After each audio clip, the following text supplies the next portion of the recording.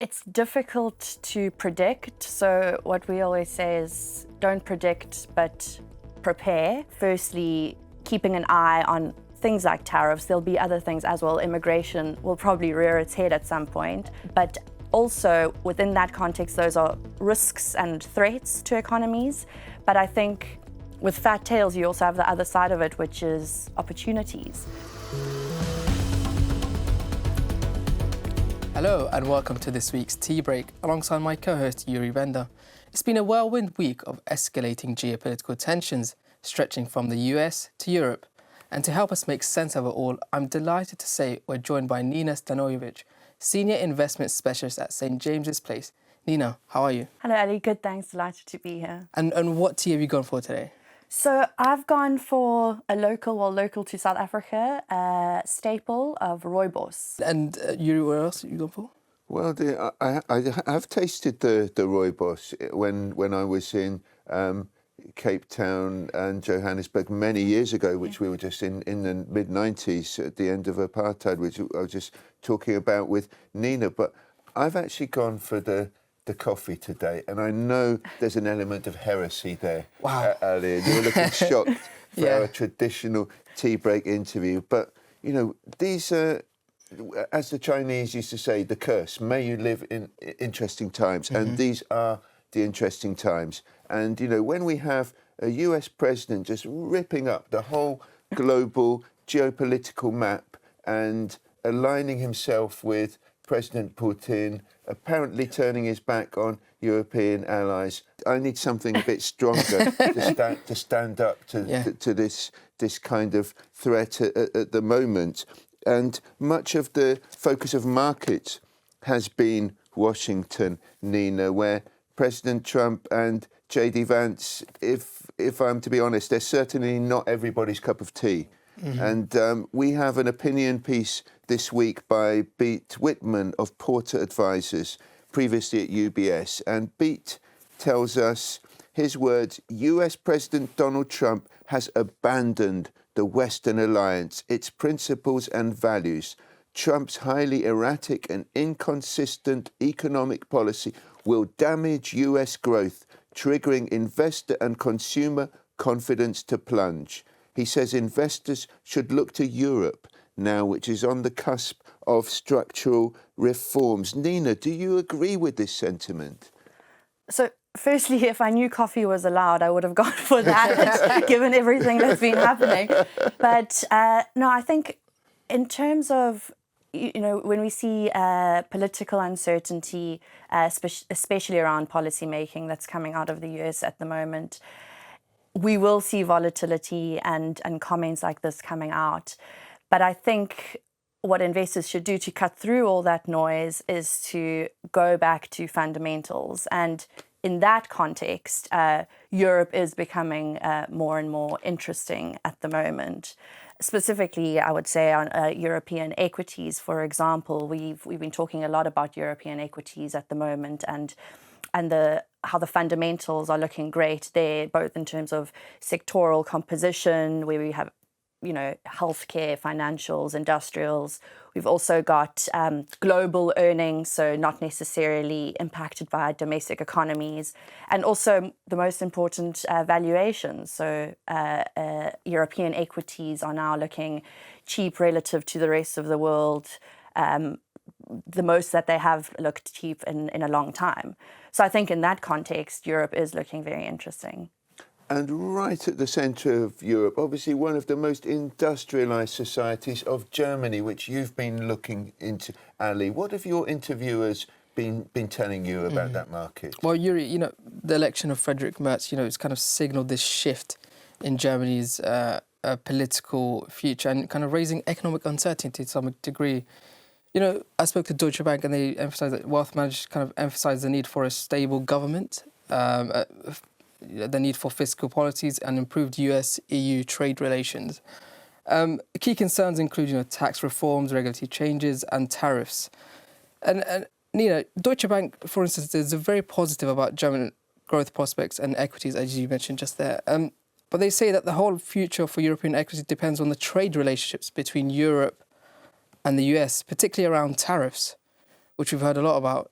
in the last week. How do you expect the story to play out over the long term? Yeah, so it's difficult to predict. So what we always say is don't predict, but prepare. Firstly, keeping an eye on things like tariffs. There'll be other things as well. Immigration will probably rear its head at some point. But also within that context, those are risks and threats to economies. But I think with fat tails, you also have the other side of it, which is opportunities. So identifying those opportunities. So what I said about Europe is one of those sorts of opportunities we're looking at the moment. And Yuri, Germany, of course, is particularly dependent on China. You've been writing about investing in China. What is the current state of play there? Well, it's been particularly interesting for me, Ali, because so many family offices pulled out of China, and now looking at the deep-seek technology and the other startups coming out of the Pearl River Delta, which you've written about, out of Hangzhou as well, there does seem to be some money going back into China from a lot of family offices. But one major turning point for me was the reappearance of Jack Ma, the Alibaba founder. I mean, this man was discredited, he disappeared because he was getting more popular than President Xi at one stage. He had his IPO, which he was told to pull, and now in a meeting with the tech titans in Beijing with President Xi, they're all there, the boss of Huawei, the boss of all the others, and most importantly of all, Jack Ma, fully now rehabilitated, fully in that structure again. And I wanted to ask you, Nina, do you see this as a pivotal moment because this tech sector is back in favour, back in official favour now in China once more? Yeah, so I will say generally on China, it comes into our views on emerging markets where, again, we have a slightly overweight. We find valuations there compelling as well, and China's a big part of that. We saw a strong rebound in Chinese equities last year on the back of stimulus. Looking forward, we saw them come out this morning actually with their very optimistic growth targets of 5% again this year. Now that's with the backdrop of tariffs, which we didn't have last year. So where's this growth going to come from? Probably fiscal spending, but more to the point about the technology companies, there I think with the emergence of DeepSeek, it's shown us that China has the ability to deliver innovative technology at a fraction of the cost compared to some of the really big tech giants. So that, I think, puts them in a good position going forward in terms of technology and on the front foot. But we'll have to see what comes out of that going forward. And of course, Angelina Lai, your colleague in Asia, will be speaking next week at our Wealth Management Asia Summit. I think there's a few tickets still left for anybody who wants to snap them up for the private bankers amongst you. If anybody's in Asia, in Singapore and Hong Kong, who wants to attend that event, and the electric vehicles is a big part of the trend as well, isn't it? We've seen the Chinese EV companies kind of have that ability to grow in Europe and Asia, which more than offset weaker US demand. I guess we have an opinion piece from Thomas Brown at Impact, who says energy transition is still the major global megatrend, despite Trump's anti-ESG crusade. Nina, is energy transition bigger than the views of one president when it comes to your portfolio? Yes, absolutely. I think energy transition is a structural shift, not necessarily a political trend. So what we've seen is governments doubling down on efforts. So just last week we saw the EU come out with or commit 100 billion euros to the clean industrial deal. So that, we're still seeing money going into energy transition. We've also seen countries that commit to clean energy, they've been experiencing real returns. So China is a good example of that. Their clean tech sector grew, I think, three times the GDP of the country last year. And I think finally investors are letting their stance be known in terms of this. So we saw last month that a UK pension fund pulled 28 billion from an asset manager who sort of went against the ESG commitment. So I think ESG or investment in sustainability and capital flowing there is about returns, resilience, and risk management, and not necessarily about the politics. Mm-hmm. And Yuri, of course, we cannot leave this conversation without mentioning Ukraine. What have you heard from your conversations?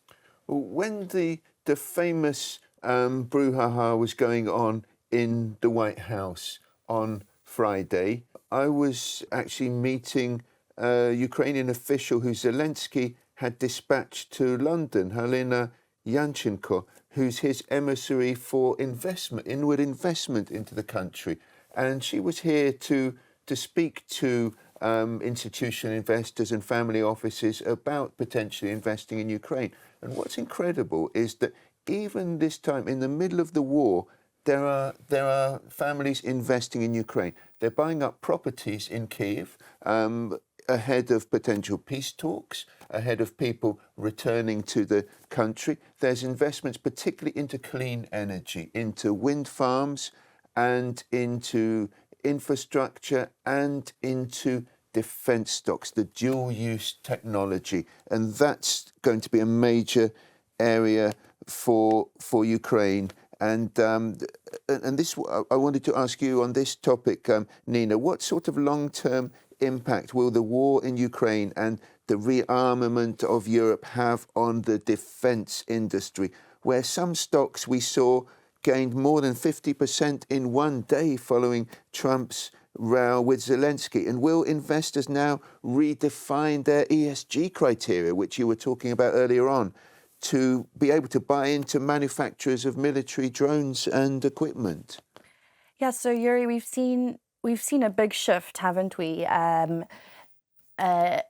Defence used to be a very difficult conversation when it came to ESG investors.